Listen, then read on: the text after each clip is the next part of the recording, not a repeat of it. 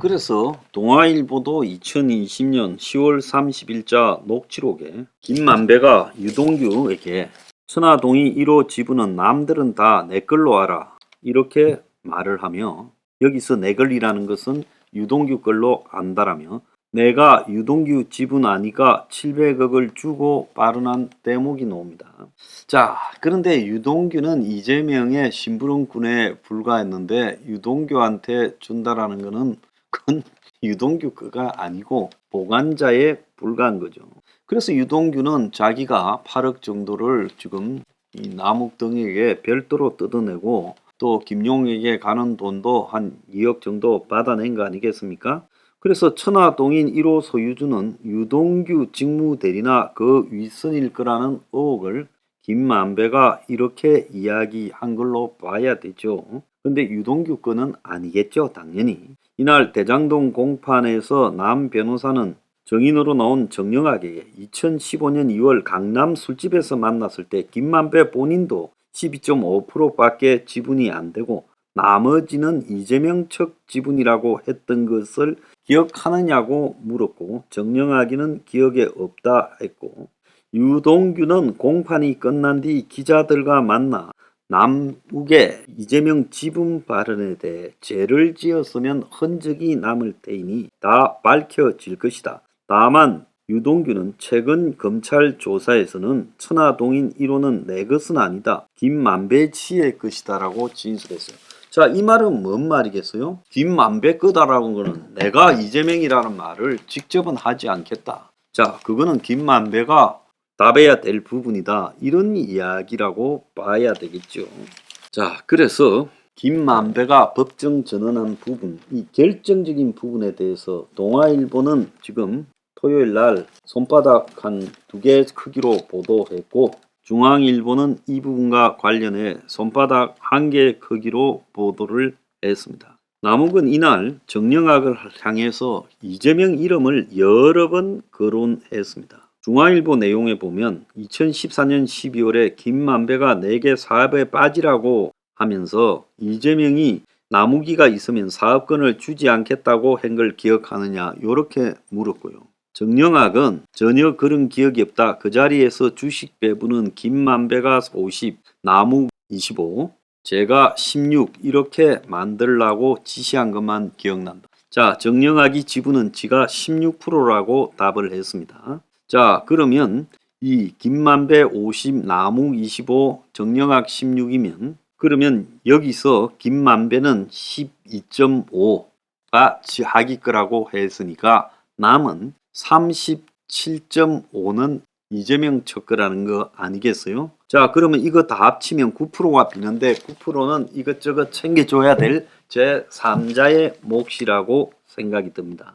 자, 남욱은 당신이 직접 한 지분표에 천화동인 2에서 7호와 화천대유는 소유자와 지분 비율이 적혀 있는데 천화동인 1호는 아무런 기록이 없지 않느냐 하니, 정영학은 천화동인 1호는 화천대유가 갖고 있어서 기재하지 않았던 걸로 기억한다라고 말을 했어요. 자, 올해 4월부터 대장동 재판에서 정영학 회계사의 녹취록을 법정에서 틀면서 대장동 일당들이 초창기부터 이재명 당시 시장이 그분이란 제3인칭이 아니라 실명 또는 시장님으로 언급한 대화가 공개되기도 했고요.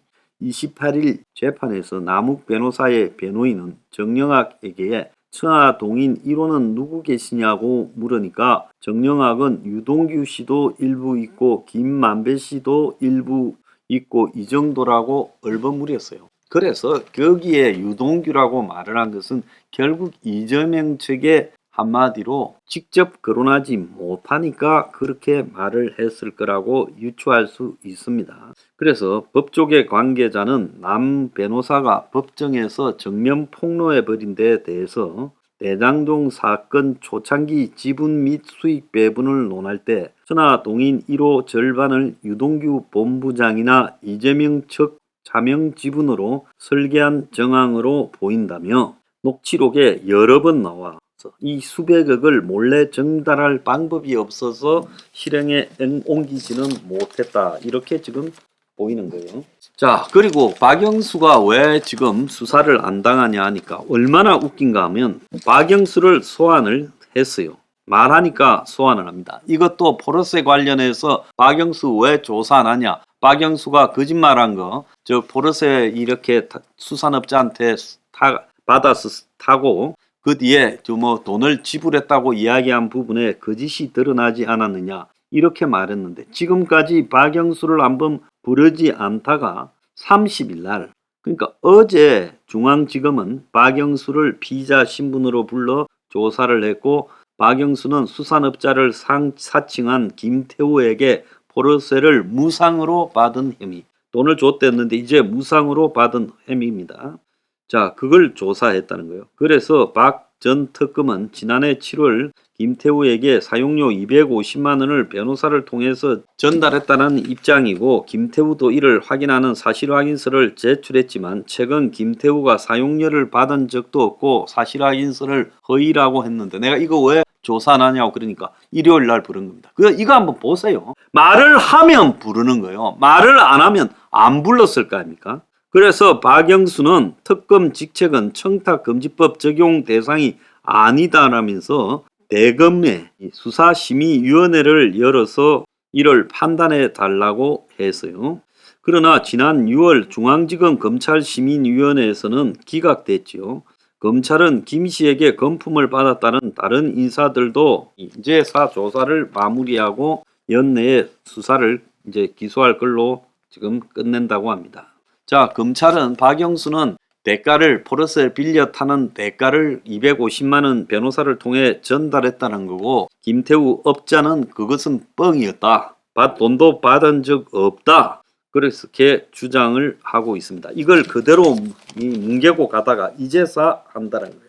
자, 오늘 보면 이재명 리스크 더 이상 방치할 수 없다라는 칼럼이 나오고 넘버 3 반격의 길 잃은 이재명의 민주당 이래가지고 유동규 입 열면서 대장동 수사 건물살 야 대여 투쟁하면서 쇄신할 수 있을까? 자, 이런 기사도 나오고 김용 8억 외에 정치자금 또 받았나 검찰이 추적 나서 이런 거 웃기는 소리예요. 유동규는 김용에게 넘긴 돈 이재명 대선 경선 자금으로 한다라고 이야기했는데 이제 와가지고 이런 거 의미가 없는 이야기죠. 그래서 제가 여기서 하고 싶은 이야기는요. 계속 때리니까 제가 한 열흘을 때렸죠. 이제사 남욱 쪽에서 터져 나온 겁니다. 그리고 검찰이 지난 목요일부터 이 화천대유와 천화동인 지분 구조를 유동규를 불러서 물었다고 하는 겁니다. 제가 유동규 말을 너무 믿지 말자 그랬죠. 유동규는 다 알고 있으면서 유동규에게 700억을 해줄 리가 있습니까? 천화동인의 1호에 1206억 중에서 유동규에게 700억을 해줄 이유가 있겠습니까? 없지요. 유동규는 김용이나 정진상이처럼 남욱 정영학 일당에게 이야기해서 김만배 등에게 말해서 한 7, 8억 뜯은 거 그리고 또 남은 애들한테 돈 줄 때 거기서 자기가 좀 뜯은 거 그게 유동규에게 가는 몫의 수준인 겁니다. 그래서 유동규는 다 알고 있으니까 뜯은 거죠. 다만 지금까지 유동규가 직권은 아니고 김만배의 것이라고 말한 것은요. 유동규도 아직까지 진실을 말하지 않고 있다라고 보는 겁니다. 특히 더 나아가서 박영수 특검 문제를 이제서요 포르쉐 가지고만 이제 조사를 한다. 이것도 웃기는 거죠. 50억 클럽을 조사하지 않고 대장동 사건이 끝날 수 있습니까? 그래서 저는 대장동 수사팀에게 묻습니다. 이 문제를요 정말 제대로 밝히지 않고 적당히 끝내다가는 진짜 국민이 그냥 안 있는다는 겁니다. 저도 그냥 안 있을 거예요. 그래서 이 문제의 본질은 틀림없이 지금 여기에서 남욱이 폭로한 대로 이재명 측 지분이 들어있다는 거예요.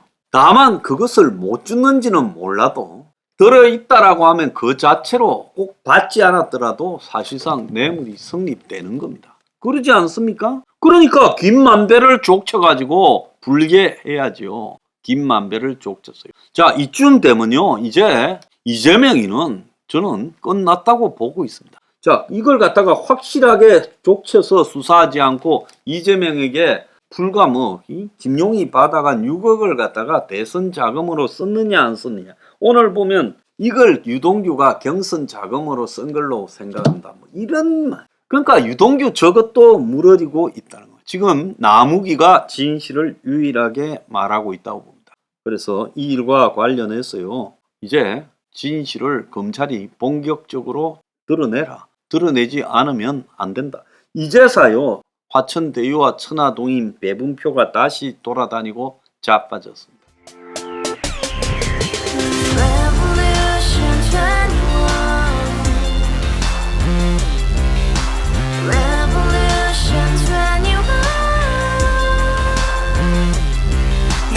서른 월세 30 코인빚만 300 서울에 온 지 벌써 10년 아둥바둥 버텼지만 여전히 난 반지 하에 제왕 곰팡이 연문제약 내비랑 깡통망통 완전히 폭망 고시원 창문만큼 작아진 내 꿈 연애 결혼 내 집 모든 게 헛꿈 1년 전 떠난 여친 울면 말했지 같이 살자 평생 가본 게 꼬꼬꼬라지 가바후스 700 나도 소유주 가바후스 700 나의 소유주 택시기사 우라부지 마트 캐셔 울어무니 우리 집안 다 털어봤자 후줄 그래 개선민 내 미래 거기서 팍 끝난 거지 팍더 이상 노력 따윈 괴물이 스펙 찾아서 말리 비오는 날 알바 잘려 맨날 학원 날 개쳐 발려 밤비 내리는 양화대교 홀로 걷고 있을 때 현수막에 아로 새겨진 평당 700짜리 아파트 다같이 소리 질러 혁명 21 가바후스 700 나도 소유주